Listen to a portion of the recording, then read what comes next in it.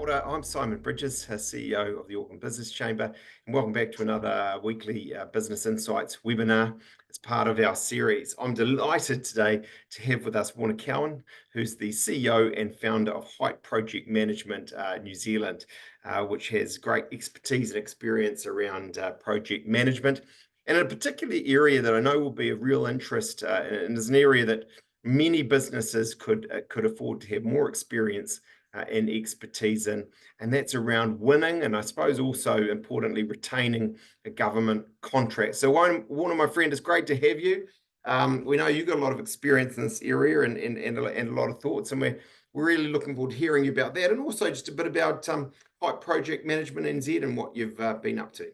Hey, kia ora, Simon. Thanks for having us. Height's proudly an Auckland-based business. We actually have offices in Australia as well. So we started in a garage in Sandringham about 11 and a half years ago. So yeah, we're very much entrenched here. Got about 40 staff across New Zealand and about 6 staff in Australia. So Auckland gave us our break initially to grow. And so we're really pleased and happy to share our experiences. Pretty simply put, what we do is we help government agencies procure large pieces of infrastructure, like water, road and rail, those types of things. And we also help organisations pitch and win government contracts across NZ and Australia. So that's from your big, large corporate entities through to SMEs, and we've done a lot of work with Māori and Pacifica businesses winning contracts. So yeah, really happy to share experiences today, Simon. Fantastic. Hey, Walt, I know you've got a little forced you into a slideshow or something, so give us a whirl. All right, then. Can you see that? All good? Yeah, look, that was seamless, mate. That's the magic of television. Positioning to winning work with government. Yeah, here we go. Hey, look, what we're going to do today is really going to talk a little bit about how to win work with government. I always sort of prompt this question: how much does it cost to submit a simple government tender? It's surprisingly a lot of money. So on average, it's anywhere between $10,000 or $20,000 to submit a tender or a proposal to a government client. So the reason that's important to understand that is that if you are serious about making a commitment to wanting to win work with government, then it does require you to be planned and well thought through in terms of your process and commitment. It's not all the tender as well. It's a whole lot of other things that are associated with working with government. So the levels of compliance, so health and safety, environmental, those things are all pre-qualification requirements for working with government. So we are possibly used to working in the private sector where it's relatively transactional and easy to do business. There are certain requirements as a result of spending public money that do put a little bit of pressure back on the supply chain. Now, the benefit is that generally government is a relatively consistent spender. So even through times of recession, and we are in a time of recession at the moment, both local and central government are pretty good. So I'll give you some examples of that through this presentation of who's buying, and in particular around the Auckland region, and give you a sense of what's happening in that market. So you just have to be aware that there is a bit of a commitment around this. So we're going to talk a little bit about how government agencies procure and how to kind of think like a customer with them, how buyers make decisions, and then just cost-effective ways to win work. So everyone assumes that tendering is the way you do that, but a lot of work gets done through negotiation as well, or through direct transaction with either the government client itself, if it's below a certain financial threshold, or often sometimes via the supply chain. So you may not have a direct relationship with a client. It could be via a larger contractor or a larger supplier. Let's just talk a little bit about what's going on in our neck of the woods.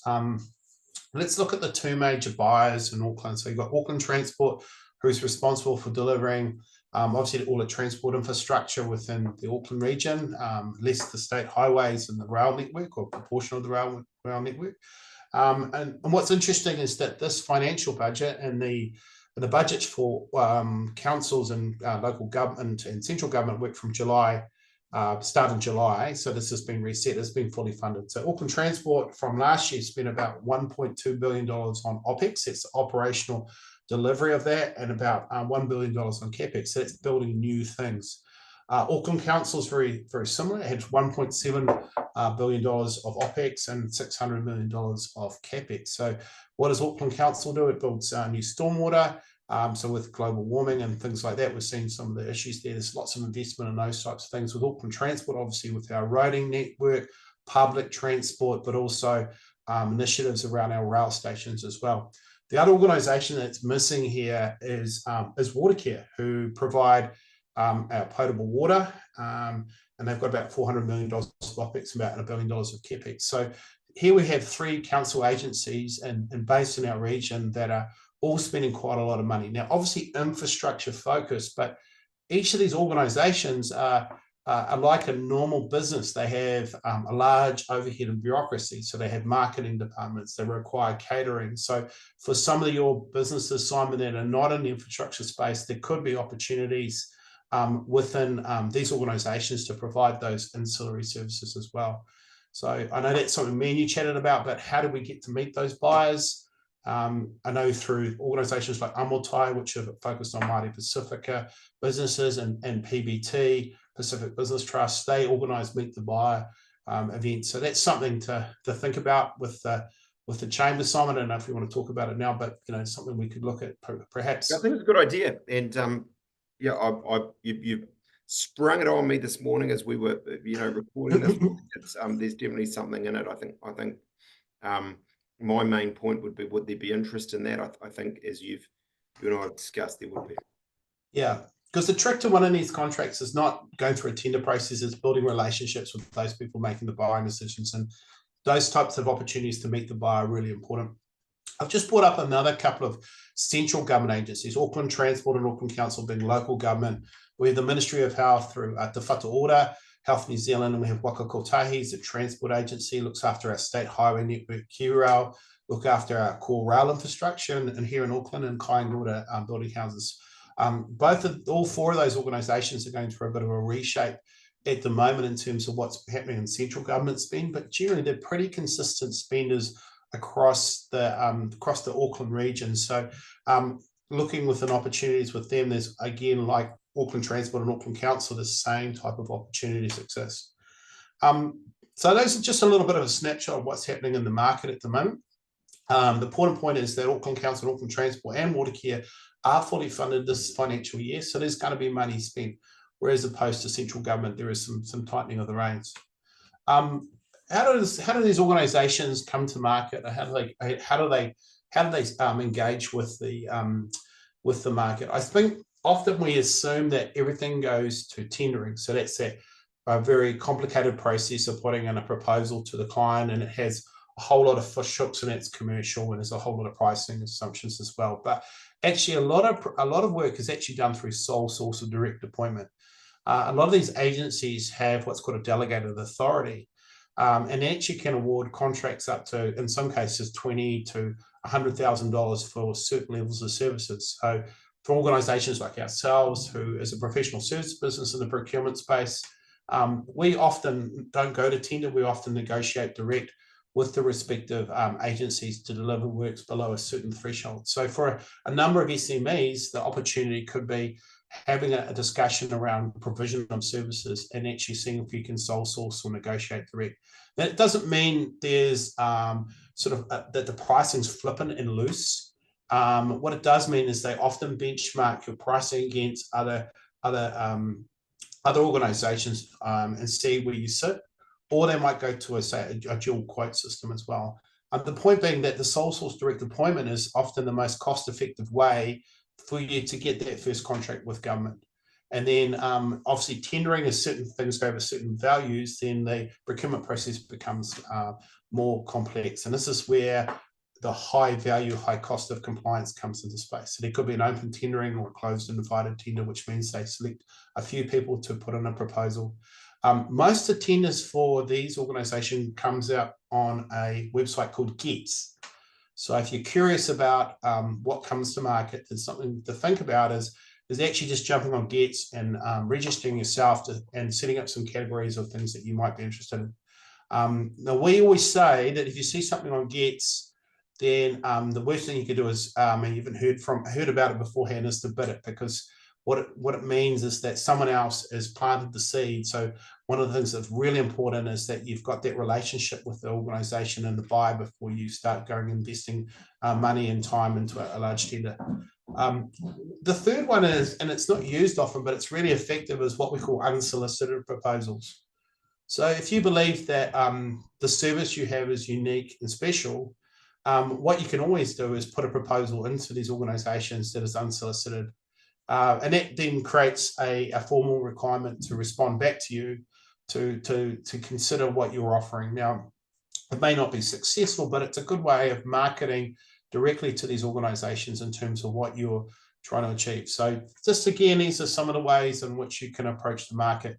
Now, not all of our businesses at the Chamber, Simon, are going to be able to have a direct relationship with government agencies. So a lot of them might have to go through either a larger contractor or a supplier. So most of those opportunities come through either sole source or direct appointment. So building a relationship with those organisations that do business with government is another way of forming a portfolio of government work. Yeah. Just the really quick ones. Here's how they often do evaluation methods. One is the lowest price conforming, which is like a race to the bottom. So, you know, something you probably won't want to do. But for example, some of the transactional services, so for provision of stationery or provision of things that are relatively transactional, then what these agencies will do will go to a lowest price conforming model.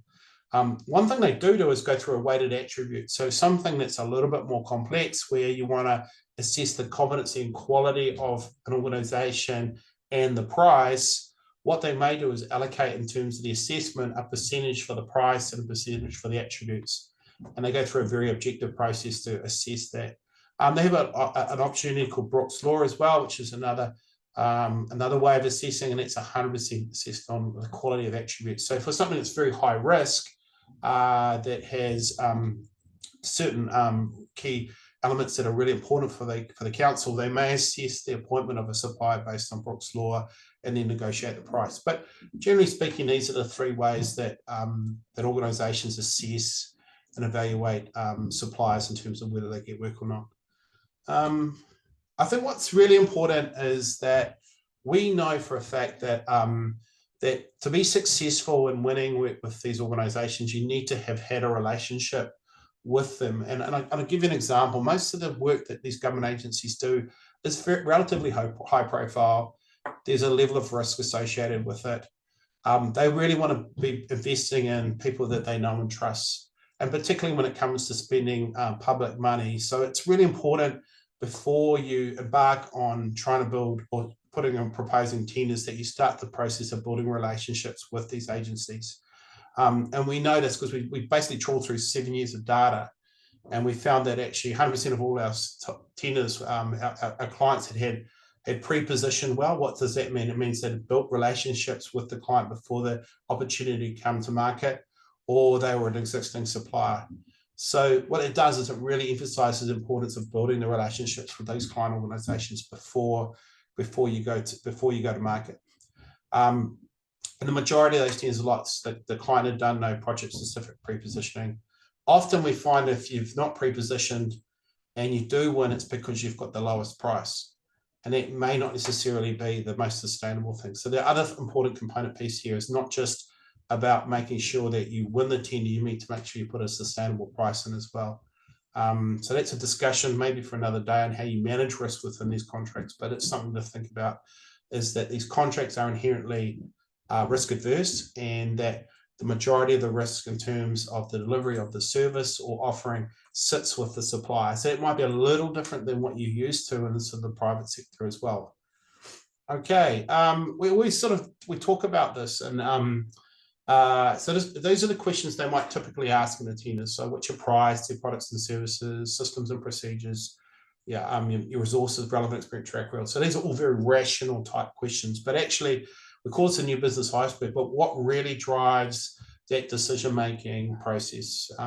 So for example, if it's the first time you've met this organization, you're a smaller organization and you're competing against the corporate, do you really understand us? There's all these anxieties associated with choosing a new supplier or a non-standard supplier often will drive the emotive decision-making for some of these organizations, because they're naturally and inherently conservative. Even though the process itself is meant to be objective, what we find is that these organisations generally err on the conservative, and as such, it can be a little bit tricky to break in and win a contract with government. But the thing is, once you're in there, you tend to be really, really sticky as well. So if you're good at what you do, you tend to find that you can be there for a really, really long time. So the important thing is, how do we get over those emotional drivers? Is making sure that you've got those relationships with the clients well and truly before they come to market.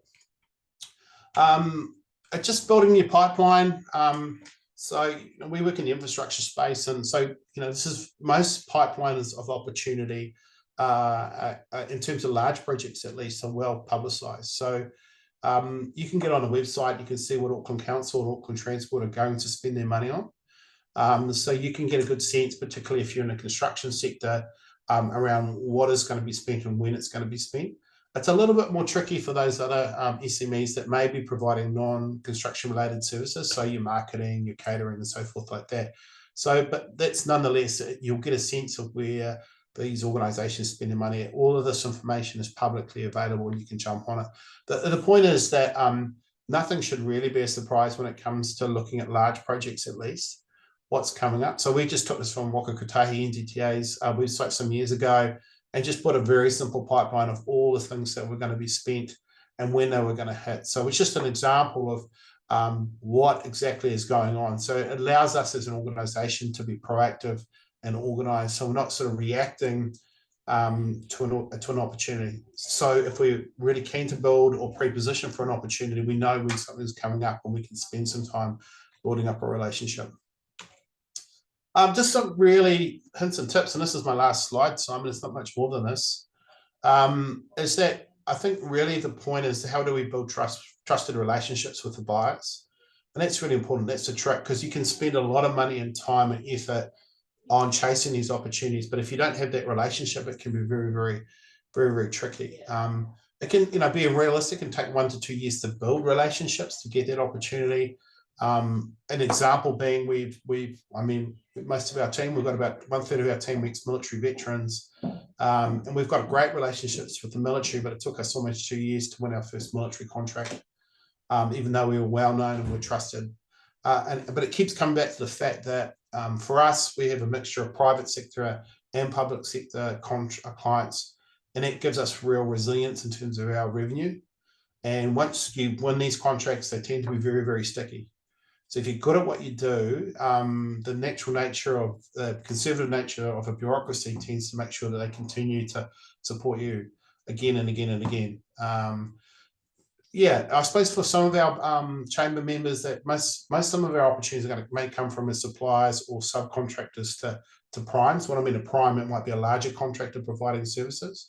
So that's just something to think about. That actually, here's this opportunity coming out with Auckland Transport. Oh, okay, actually, I'm too small to take that on, but maybe on the scaffolding business, I might go and look at seeing if there's opportunities within, say, a Downers or a Fultons or a Fletchers, for example. So thinking about, who's the larger contract that might be providing those services. So that flow-on effect of that consistency of revenue may not come directly to you from the government agency, but may come through a subcontract or supply agreement. And a really good example of that is City Rail Link. You've got the larger alliance that's made up of Downers and their team, but there's a multitude of different subcontracts that are being delivered through that. So there's a lot of businesses being kept busy by City Rail Link, even though they're not having a direct relationship with the Crown. Don't forget unsolicited proposals, something to think about. Actually just getting there and putting a proposal together and sending it through. And just, I've got the high cost of bidding, just the compliance and tendering. So Simon, that's me in a nutshell. I've hopefully covered a little bit on a few bases at a very short space of time. It's hugely helpful. Look, actually, I've learned a lot, and I think others will have too. A great sort of set of pointers. Just let's run through some of it. Cost. You've said the cost of submitting a tender. It's often expensive, and if you're an SME, 20 grand, or actually, it can be. Some of the really big ones that dare say the NZTAs might be involved in might be 20 million. But just out of interest, what do you reckon? Should the government do anything about that? Is that a sort of should it be trying to sort of I don't know, pay them back or share the cost, or do you think that's just how it is? No, I think I'll be honest with you. One of the projects we've been working on is how do we reduce the cost of tendering, particularly for SMEs and some of the work we've been doing. So if I take an example of Wellington City Council, where they've gone to, we've worked on verbal tendering. So you could go through and do an ERA, it was expression of interest, and it could be an opportunity just to talk through your proposal, as opposed to going through the process of actually writing a whole lot of script. You can manage the procurement rules a certain way. So that reduces a considerable amount of costs. The other thing, That's how Donald Trump does it on The Apprentice. oh, does he really? I didn't know that. I don't know, it's your yes, your Yeah. Reagan's Den or one of these shows. Anyway, keep moving. Yeah, and the other one is preconditions, so contract preconditions. So, for example, you might require a business to be certified to a certain health and safety standard to deliver a contract for government, but the cost of compliance and establishing that could be in the vicinity of like 10 or 20 grand alone. But actually, what we've done is say, well, let's remove those preconditions so you can win the contract, but you can't start the contract until you get those certifications. So let's not create an unnecessary barrier to entry. The really other interesting thing, and what we know of SMEs compared to, say, corporate organizations, is that from a value for money perspective, they can actually be a lot cheaper than some of our corporate entities. And so for certain category of risk and scale projects, SMEs provide really good value for money. They also, being local businesses, generally create a social contract for the work they do. Like in social housing is a good example, where if you're a local builder delivering social housing in a community you're connected to as a Māori business, yes, you have a relationship with the Crown, but actually building housing for your community, there's a higher sense of social contract. So removing those barriers and thinking about things a little differently can open up the market from a buyer perspective to a whole raft of things, and there's a whole lot of other financial and social benefits you can gain from that as well. Fantastic. I mean, look, you gave a really, I suppose if we sat there and thought about, like, we might come to this conclusion, but on the basis of your experience, that relationship thing's crucial. Those figures you had there around, if you don't have the relationship and you're just going on gets and having a random go, Yeah. good luck, but you'll have to be really lucky. And you talk about pre-positioning. I suppose the question is, you've given us some pointers, but how would you, simply speaking, go about that relationship pre-position building? It's trying to meet, it's emails. What is it, golf? I don't know. How does it go? Well, you're probably not allowed to do that, are you? Or it's frowned upon? No. Well, those days of golf and sport and rugby games is gone, and I was involved in the contracting business for a number of years, so that was the way we used to do that. Everyone's time is really, really precious, and I do think from the experiences I've had at Amultai and PBT, Pacific Business Trust, is those opportunities to meet the buyer are really critical, and get a little bit of time to do some speed baiting to assess whether there's a legitimate opportunity with a buyer are really critical. So that's something that the chamber could consider looking at. I think that's the best way. The people within council, particularly the procurement people who run those meet the buyer organisations, are inherently busy, so it is really tricky to get that. So I think that's an opportunity for the chamber. So the other thing, I think, when you go and do a thing like a meet the buyer, then what you're also trying to do is assess whether this opportunity is right for me or not. Because actually, given the high cost of working with a government organisation, you really want to assess, even though the numbers are quite big in terms of what's been spent, it's no point pursuing something if it's not the right fit for your business. So that's just something to think about. But definitely, what we've known is it takes time, and being persistent is really important. So our NZDF, for example, New Zealand Defence Force, for example, took almost 2 years of regular catch-ups over a period of those years to talk, and then putting unsolicited proposals together to win that work. But they're a really important anchor client for us now. We've invested heavily in that. So just something to think about, really. And I think the other part of it, so relationship pre-positioning. Yes. You've got the like of gets, and if you've done a bit of that, you might go well. you talk about though also unsolicited proposals. Yeah. I suppose, my thought on that is do they though tend to pick that, you give them a good idea by an unsolicited proposal and then they go out to tender. That's always a risk, right? But often what you can do is if it does go to tender, your unsolicited proposal is part of your pre-positioning. Yeah, So, correct. I know from Yeah, experience. and that has been the experience. You can tend to win the Yeah, process. yeah, yeah. And I think that's something to think about is that, yeah, you do through an unsolicited proposal, even though strictly it should be remain confidential, that you are giving up some level of IP or intellectual property or an idea that, yes, you do create a level of vulnerability, and depending on the integrity of the person could flip it around on you. But nonetheless, if it's a big opportunity and they don't accept your unsolicited proposal but put it to market, then that's the best form of pre-positioning you could ever have, is that opportunity coming to market is something you've thought about, that you've got intimate knowledge of. So it's just the risk you take. It is what it is. And a couple of specifics. Do we, there's been sort of debate around this for some time. Does the fact, you've given us the example of, it can be a price-based tender where, race to the bottom. Do we factor in the New Zealand public entities these days if it's New Zealand run or owned or not? No, unfortunately not. It's like, for example, in Australia, there is a really big focus around buy local. So, and it comes down to state as well. So if you're a South Australian business based in Adelaide, that actually means something. That's part of your attributes that could be weighted towards 10% of the total evaluation of the tender. And then there's active assessment on where the money gets spent to ensure that it's spent locally as well. And that's a really important component, because what it means is that it's local businesses investing in local people. So, one of the big challenges within our sector, infrastructure sector, is there's not enough training and investment in people. So yeah, unfortunately at this point in time, there's not a lot of focus on buy local. There is some progressive procurement policies around Māori, which is 8% for central government, and that looks at the That was my next question. yeah, and that looks at the quantum of contracts, not necessarily the value of contracts. Right. So there's definitely a focus on supply diversity around Māori, and a number of local governments have their respective local policies on that as well.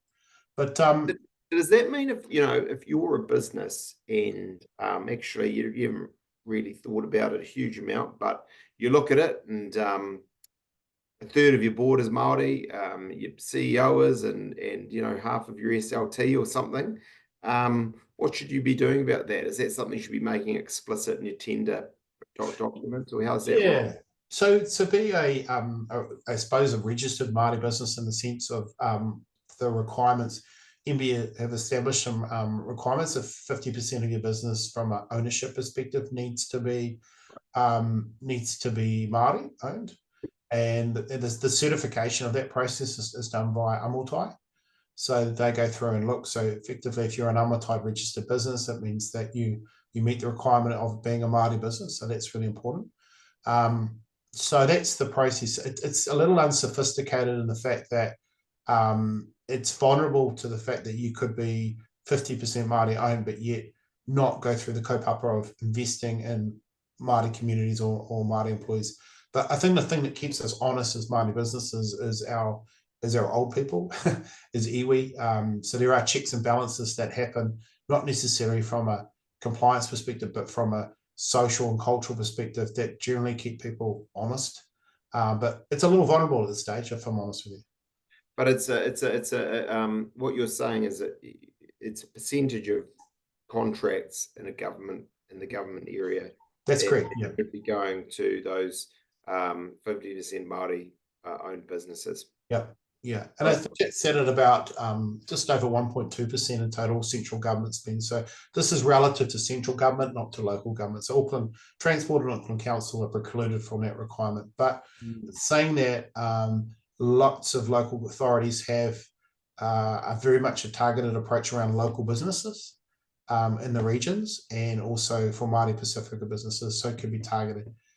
We're a little less sophisticated here in the US, for example, a very targeted approach around communities or businesses that are stuck in zip codes with low socioeconomic opportunities, or veterans or racial minorities as well. And that's all about how do we, through our government spend, get the best social return. So if we have strong local businesses and communities in which there are less employment, then we're not over reliant on the social welfare within those communities. And we've got some data here in New Zealand that says that the progressive procurement approach does work.